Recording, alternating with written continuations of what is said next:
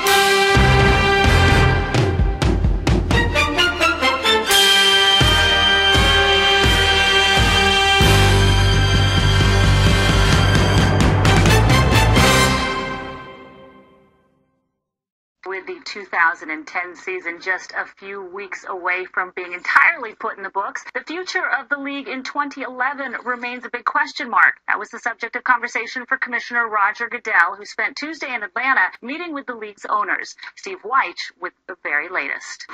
Owners and league officials met for 4 hours regarding the expiring collective bargaining agreement, and the sentiment afterwards is that they want to reach a new labor pact before the current deal expires March 4th. But that won't happen unless talks with the Players Association get ramped up immediately. The notion that NFL owners are looking to shut down the NFL is nonsensical, but they can't make an agreement themselves. They've got to have a negotiating partner who's willing to work as hard at it as they are and who's seriously interested in compromise. If there's a work stoppage of any kind, it hurts everybody. It hurts the clubs, it hurts the players, and it'll hurt the game, and most importantly, it'll hurt our fans. So that's why you want to work to avoid that. Owners left the meeting saying there's serious work to be done to prevent a possible work stoppage, but despite the impending deadline, now just 6 weeks away, the tone remained optimistic. It's a question, when the stars align properly. But I think there's every incentive for the players and the league to come up with an agreement that works. Cowboys owner Jerry Jones told me that the economy is forced to altering of business models throughout the world and that the NFL is no exception. The key is to get it done right and to get it done soon. At the league meetings in Atlanta, Steve White, NFL Network. Life does not proceed by the association or addition of elements, but rather by dissociation and division. For the NFL and its Players Association, the clock is ticking to avoid an Armageddon and doomsday scenario, which would include no football in 2011 if they don't get back to the negotiating table to resolve some major differences of opinion which would allow them to reach a new collective bargaining agreement to reinstate the model of business as usual. The talks between the owners and the Players Association had been taking a positive tone. That is, of course, until Tuesday, when the Players Union officially filed a collusion claim against the league and its owners, accusing them of conspiring to withhold salaries and deny players the opportunity to enter unrestricted free agency. The union originally had 90 days from the start of the season to file the claim. However, the league agreed to extend the deadline in good faith that an agreement could be reached. The case will be heard by Stephen Burbank, the same special master who is currently considering a complaint also filed by the union concerning the NFL and its TV contracts, which the union claims were set up for the NFL to continue to make money even in the event of a lockout. However, union spokesman George Atala says that he can't comment on the collusion claim, and Jeff Pash, the chief legal counsel and top negotiator for the owners in these labor deals, says that no date has been set for the hearing. Collusion has been a concern for Major League Baseball as well, as recently as this September. The league and its players' union settled allegations of possible collusion against free agents in the 2008 and 2009 seasons. As part of an agreement with no admission of guilt by the teams, some of baseball's free agency rules have been changed.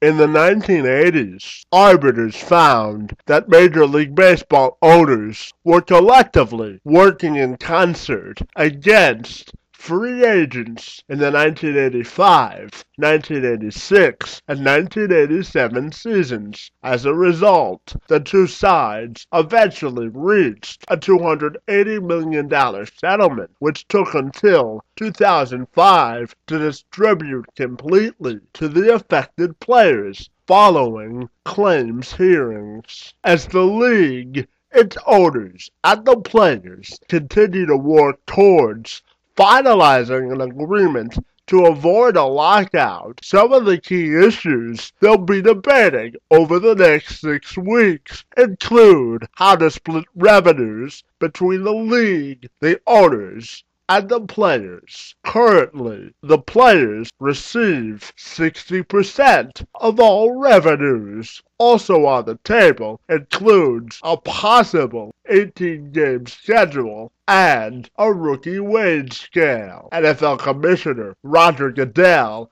and Pash met with the media on Tuesday in Atlanta to provide a status update on where things stand at this point.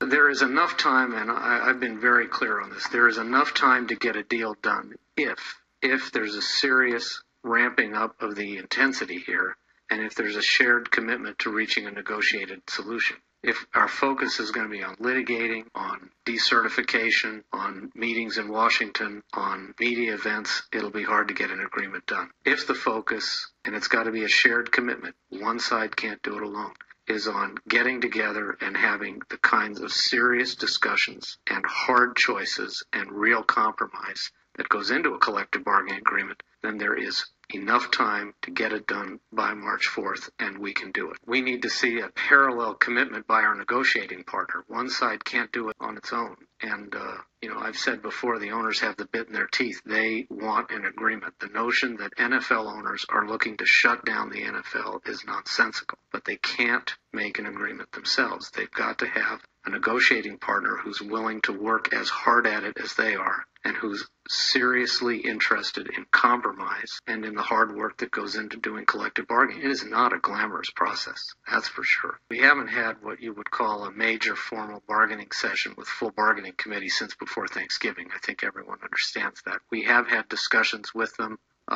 We have an understanding that those discussions are largely going to remain confidential, so I'm not going to get into too much detail, but we have had discussions with them since then, but not nearly at the pace and not nearly with the focus that is necessary to make real progress. And we're going to continue that process, and we've made it clear that our calendars are wide open, and that the most important thing that we have to do is to work with the union on reaching a new agreement that will be good for the players, will be good for the fans, and will allow the game to continue to progress. It's not a process where someone walks in and says, here's my offer, and then everyone shakes hands in a 30-minute period. So it's just a messy, complicated process, and it all sort of comes together at one time. I have never characterized where we are. What I've said is, with hard work, determination, commitment, you can get it done. And I think that's what you just heard from the chief negotiator for the owners. Is it takes a commitment to get it done. And we have to see that. We have to have a disciplined process where we're meeting on a regular basis, committed to get an agreement that works for everybody. If there's a work stoppage of any kind, it hurts everybody. It hurts the clubs, It hurts the players, and it'll hurt the game, and most importantly, it'll hurt our fans. So that's why you want to work to avoid that.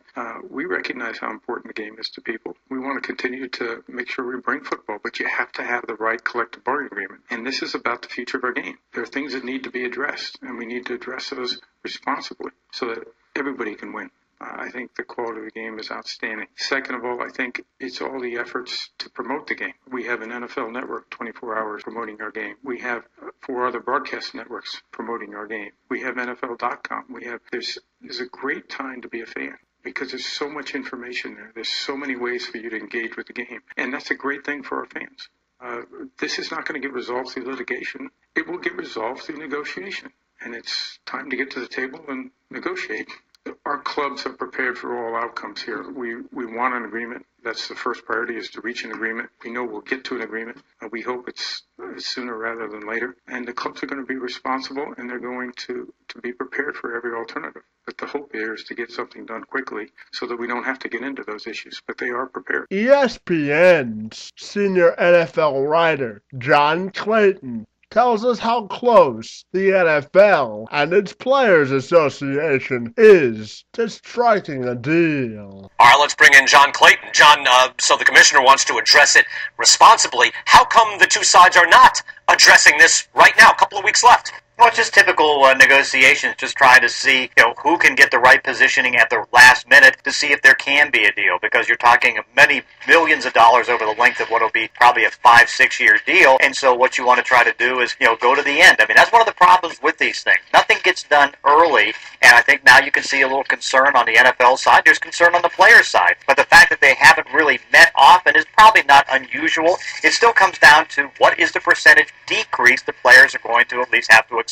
They're not going to go as much as the NFL currently wants, and they're going to have to try to work this out. But also, too, that painful negotiation is probably going to be closer to March than it is anything else. Still, they can get something done, but time is ticking, and it does become very concerning. Hey, John, from a fan's perspective, there is that feeling that business is great, right? Ratings are great. TV rights, lucrative and going up. So why would the owners feel they couldn't afford that old system, the one they opted out of? Well, because of the investments that they've made in stadiums, which, they claim is about 18% of what the player costs are going to be, and that's why they want the reduction, because the cost of doing business with the new stadiums, maintaining the stadium, having the debt service, some of the new purchases owned by teams, that is very costly. And so what they want to try to do is change the landscape of how the system works, as opposed to just having the players take out 60% of the total pie. And if they can rework that, that's what they're going to do, and they're going to try to do it the best they can. Unfortunately, they haven't come up with a formula that the players are going to buy yet. The NFL and its Players Association are engaging in their typical war of words when it comes to these collective bargaining negotiations. However, at the end of the day, this war won't be won in the media. It'll be won by both sides committing to rolling up their sleeves and finding a deal that works for all parties involved. So we'll all be watching with bated breath